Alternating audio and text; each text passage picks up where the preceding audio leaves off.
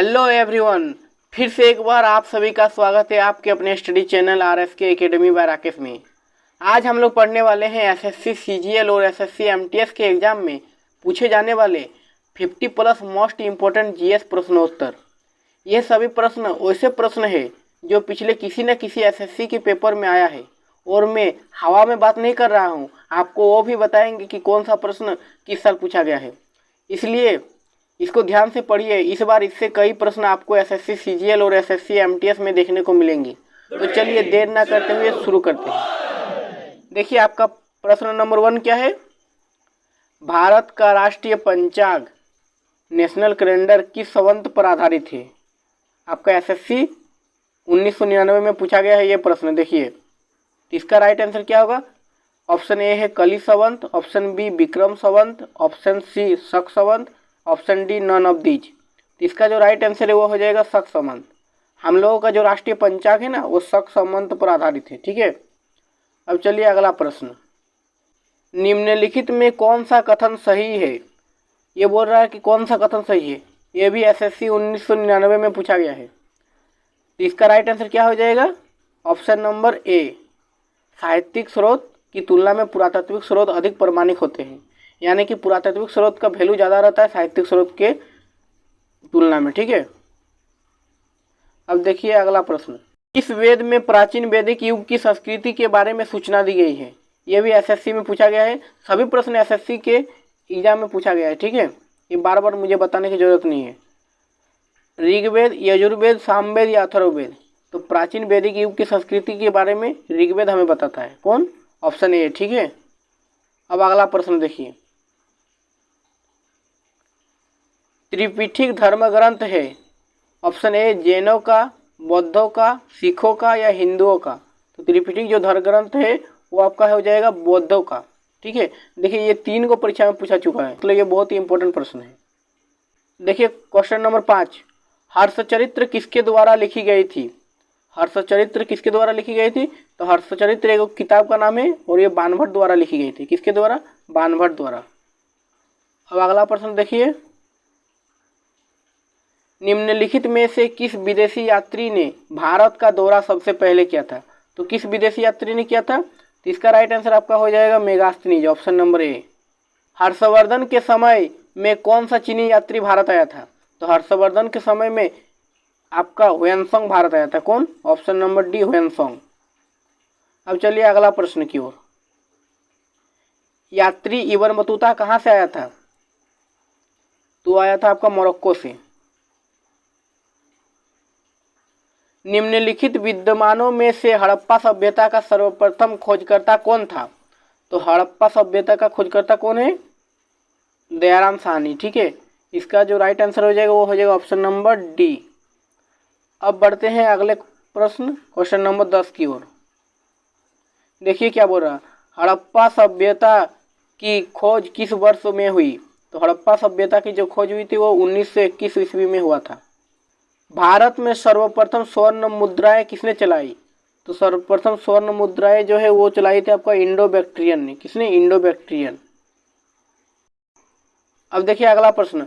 महापाषाण संस्कृति हमें दक्षिण भारत के उस युग से परिचित कराती है जब महापाषाण काल में उपयोग में लाए जाते थे। क्या लाए जाते थे।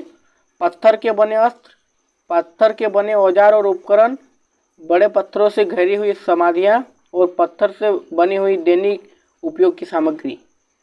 राइट आंसर आपका हो जाएगा बड़े पत्थरों से घिरी हुई समाधियाँ। ठीक है, देखिए क्वेश्चन नंबर 13, सिंधु घाटी स्थल कालीबंगन किस प्रदेश में है। राजस्थान में, गुजरात में, मध्य प्रदेश में या उत्तर प्रदेश में। तो इसका जो राइट आंसर हो जाएगा वो हो जाएगा राजस्थान में। ठीक है, कालीबंगन एगो हड़प्पा सभ्यता का एगो स्थान है जो अभी राजस्थान में स्थित है। अब देखिए अगला प्रश्न। निम्नलिखित में से किस पदार्थ का उपयोग हड़प्पा काल की मुद्राओं के निर्माण में मुख्य रूप से किया गया था। आपका ऑप्शन है सेलखड़ी, कांसा, तावा या लोहा। तो इसका जो राइट आंसर है वो हो जाएगा सेलखड़ी, स्टेटिटाइट। ठीक है, हड़प्पा सभ्यता में मुद्राओं का निर्माण के लिए मुख्य रूप से सेलखड़ी का प्रयोग किया गया था। अब चलिए अगला प्रश्न। हड़प्पा सभ्यता किस युग की थी। कांस्य युग, नवपाषाण युग, पुरापाषाण युग या लौह युग। तो इसका राइट आंसर हो जाएगा ऑप्शन नंबर ए, कांस्य युग। ठीक है। सिंधु घाटी सभ्यता के लोगों का मुख्य व्यवसाय क्या था? व्यापार, पशुपालन या शिकार या कृषि? तो सिंधु घाटी लोगों का मुख्य व्यवसाय जो था वो था आपका व्यापार करना। ठीक है, बिजनेस करना। देखिए क्वेश्चन नंबर अगला, हड़प्पा सभ्यता के निवासी थे ग्रामीण, शहरी, खानाबदोश या जनजातीय? तो जो हड़प्पा सभ्यता के निवासी थे वो क्या थे? शहरी।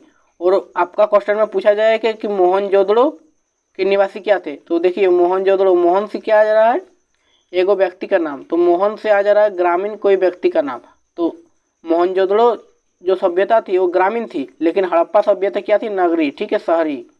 याद रखिएगा, मोहन गांव का लड़का है तो गांव का लड़का ग्रामीण हो जाएगा और हड़प्पा सभ्यता शहरी। अब चलिए अगला प्रश्न की ओर। सिंधु सभ्यता के घर किससे बनाए जाते थे? तो सिंधु सभ्यता में जो घर थे वो ईंट से बनाए जाते थे। किससे? ईंट से। देखिए क्वेश्चन नंबर 19, हड़प्पावासी किस वस्तु के उत्पादन में सर्वप्रथम थे? आपका ऑप्शन है मुद्राएं, कांसे के औजार, कपास या जौ। तो जो हड़प्पावासी थे वे कपास के उत्पादन में अग्रणी थे। ठीक है। अब अगला प्रश्न की ओर बढ़ते हैं हम लोग। देखिए निम्नलिखित विद्वानों में से हड़प्पा सभ्यता का सर्वप्रथम खोजकर्ता कौन था? Sir John Marshall, R D. Banerji, A Cunningham या दयाराम साहनी? तो हड़प्पा सभ्यता का सर्वप्रथम जो खोजकर्ता था वो अभी हम लोग पढ़े, दयाराम साहनी। देखिए अगला प्रश्न, सिंधु सभ्यता का पतन नगर मतलब बंदरगाह कौन सा था? कालीबंगन, लोथल, रोपड़ या मोहनजोदड़ो? तो इसका राइट आंसर क्या हो जाएगा? Lothal, option number B. देखिए अगला प्रश्न, पैमानों की खोज ने यह सिद्ध कर दिया कि सिंधु घाटी के लोग माप तोल से परिचित थे। यह खोज कहाँ पर हुई? मतलब कि वे लोग माप तोल से परिचित थे, यह सिद्ध किया। तो ये खोज कहाँ पर हुआ था? तो ये खोज आपका ऑप्शन है कालीबंगन, हड़प्पा, चौहंदड़ो या लोथल? तो इसका जो खोज हुआ था वो हो जाएगा आपका ऑप्शन नंबर डी, लोथल में। लोथल से हमें पता चला कि सिंधु घाटी के लोग मापतोल से भी परिचित हैं। ठीक है, वहाँ पर उसके अवशेष मिले। चलिए अगला प्रश्न, हड़प्पा सभ्यता की खोज किस वर्ष में हुई? ये बहुत ही इंपॉर्टेंट क्वेश्चन है, बार बार एग्जाम में पूछा जाता है, याद कर लीजिए। हड़प्पा सभ्यता की खोज 1921 ईस्वी में हुई। कब? 1921 ईस्वी में। इसका राइट आंसर हो जाएगा ऑप्शन नंबर डी। अब देखिए अगला प्रश्न क्या है आपका, हड़प्पा सभ्यता के बारे में कौन सी उक्ति सही है? उन्हें अश्वमेध की जानकारी थी, गाय उनके लिए पवित्र थी, उन्होंने पशुपति का सम्मान करना आरंभ किया, या उनकी संस्कृति सामान्यतः स्थिर नहीं थी? तो इसका राइट आंसर क्या हो जाएगा? ऑप्शन नंबर सी, उन्होंने पशुपति का सम्मान करना आरंभ किया।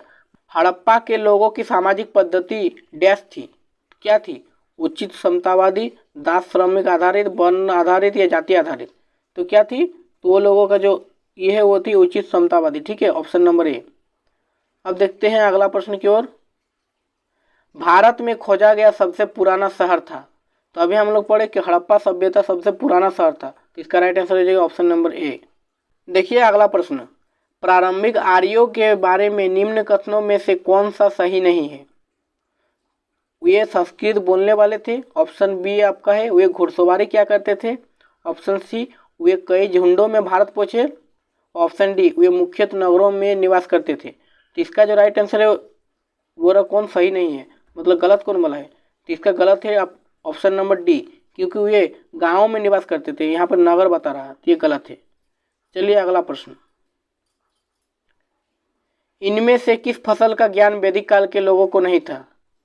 तो किस फसल का ज्ञान वैदिक काल के लोगों को नहीं था? जौ, गेहूं, चावल या तंबाकू? तो ऑब्वियसली बात है तंबाकू का ज्ञान वैदिक काल के लोगों को नहीं था। उत्तर वैदिक काल के वेद विरोधी और ब्राह्मण विरोधी धार्मिक अध्यापकों को किस नाम से जाना जाता था?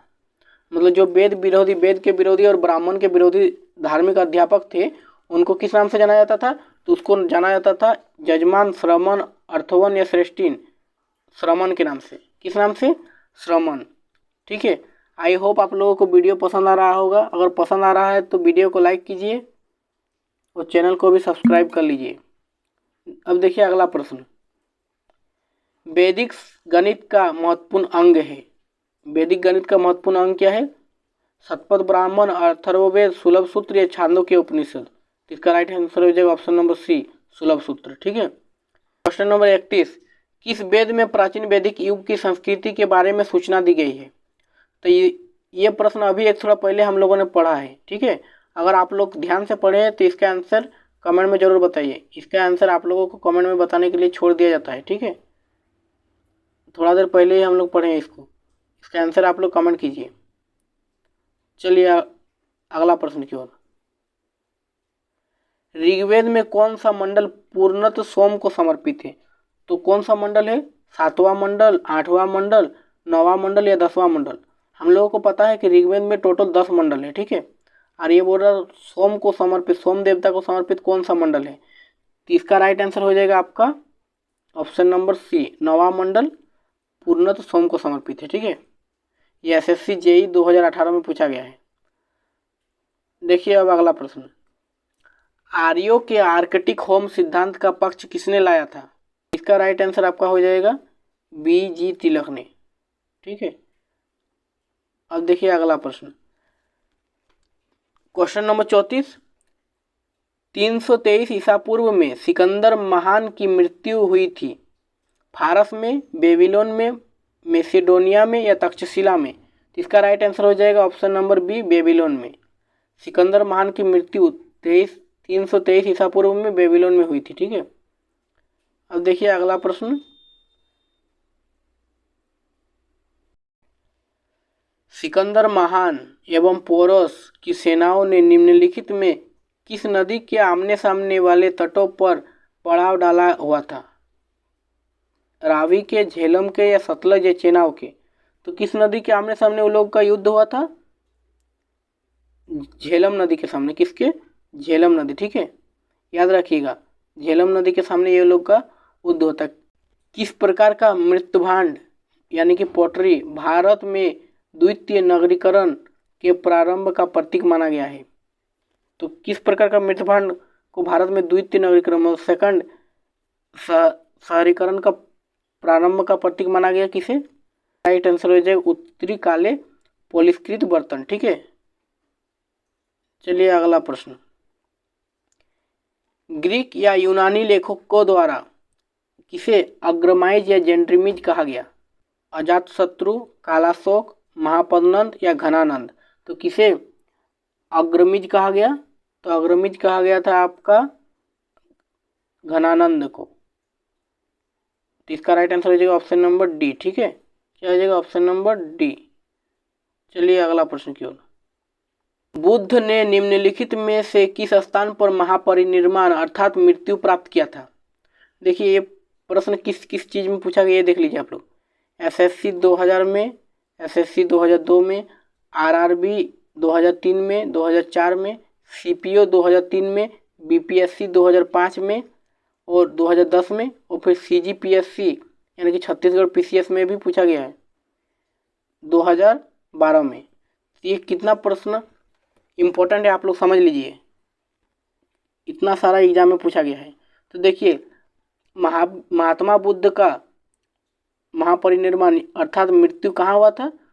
तो उसका मृत्यु जो हुआ था, इसका राइट आंसर आपका हो जाएगा, देखिए पहले ऑप्शन को पढ़ लेते हैं, कुशीनगर, कपिलवस्तु, पावा या कुंडग्राम? तो इसका राइट आंसर हो जाएगा कुशीनारा में। ठीक है। कुशीनगर में इसका मृत्यु हुआ था। अब अगला प्रश्न देखिए, किस शासक ने बौद्धों के लिए विख्यात विक्रमशिला विश्वविद्यालय की स्थापना की? महिपाल, देवपाल, फिर से देवपाल डबल टाइप हो गया है, सॉरी, और धर्मपाल। ठीक है। तो इसका राइट आंसर क्या हो जाएगा? ऑप्शन नंबर डी, धर्मपाल ने विक्रमशिला विश्वविद्यालय की स्थापना की। किसके द्वारा तृतीय बौद्ध संगति को संरक्षण प्रदान किया गया? तो देखिए बौद्ध संगति हुआ था, तो उसमें से तृतीय बौद्ध संगति के संरक्षण प्रदान करता कौन है? कनिष्क, अशोक, महाकश्यप या उपाली? तो तृतीय बौद्ध कश्यप का आपका कौन है? अशोक। ठीक है। अब चलिए अगला प्रश्न, बौद्ध ग्रंथ पिटकों की रचना निम्नलिखित में किस भाषा में की गई थी? संस्कृत, अर्धमागधी, पाली या प्राकृत, तो वो आपका था पाली भाषा में। बौद्ध ग्रंथ के पिटकों की रचना पाली भाषा में की गई थी। अब देखते मोस्ट रिपीटेड क्वेश्चन रहेगा एसएससी का। ऐसे ही प्रश्न के लिए हमारे चैनल को सब्सक्राइब कर लीजिए। मिलते हैं नेक्स्ट वीडियो में। जय हिंद, वंदे मातरम।